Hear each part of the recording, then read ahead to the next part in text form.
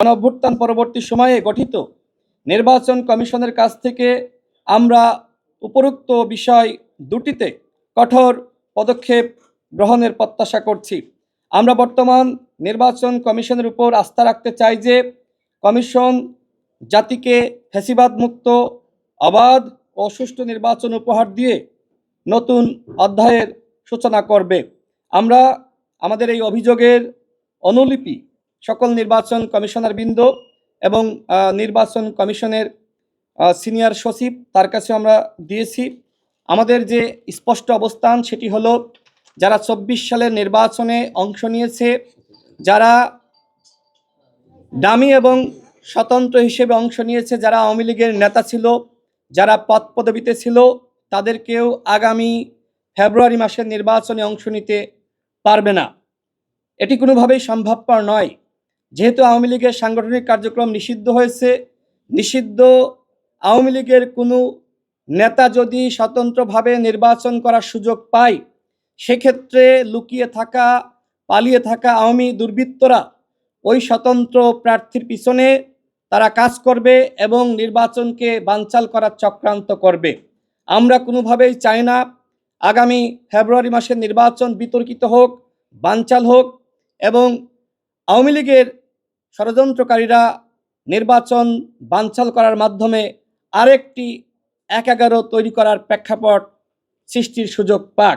যে কারণে আমাদের স্পষ্ট কথা, যারা আওয়ামী লীগের নেতা ছিল, যারা আওয়ামী লীগের পদে ছিল, যারা ২৪ সালের নির্বাচনে ডামি মামি স্বতন্ত্রভাবে অংশ নিয়ে গণতন্ত্রকে হত্যা করেছে, তারা কোনোভাবেই আগামী নির্বাচনে অংশগ্রহণ করার সুযোগ পাবে না। একই সাথে নির্বাচন কমিশন আগামীকাল থেকে যে সংলাপের আয়োজন করেছে, সেই সংলাপে যাতে কোনোভাবেই ফ্যাসিবাদের দোসর, জাতীয় পার্টির ১৪ দল সহ যারা ২৪-এর ডামি নির্বাচনে অংশ নিয়েছে, তাদেরকে নির্বাচন কমিশন কর্তৃক সংলাপে না আহ্বান করে আমরা এই দুটি বিষয়ে প্রধান নির্বাচন কমিশনারকে জানিয়েছি। তিনি আমাদেরকে বলেছেন যে এই বিষয়ে নির্বাচন কমিশনের বৈঠকে তারা আলোচনা করবেন।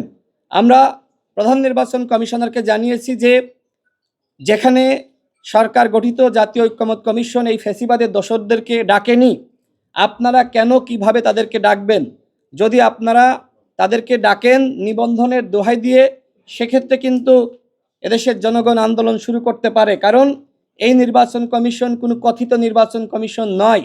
এই নির্বাচন কমিশন গণঅভ্যুত্থান পরবর্তী সময়ে জনগণের আকাঙ্ক্ষা বাস্তবায়নের জন্য একটি অবাধ সুষ্ঠু নির্বাচন জাতিকে উপহার দেওয়ার জন্যই গঠিত হয়েছে।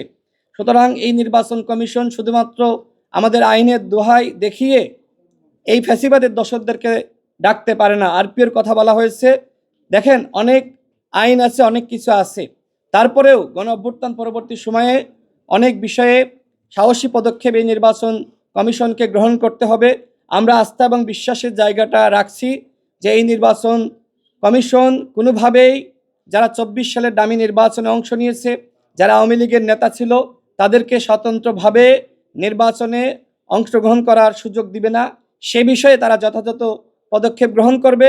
একই সাথে আগামীকাল থেকে যে সংলাপ অনুষ্ঠিত হবে, সেই সংলাপে জাতীয় পার্টির ১৪ দল সহ কোনো ফ্যাসিবাদের দোসরকে ডাকবে না।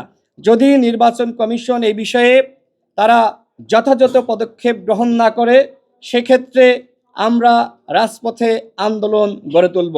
আপনাদের যদি কোনো প্রশ্ন না থাকে, আমার বক্তব্য শেষ।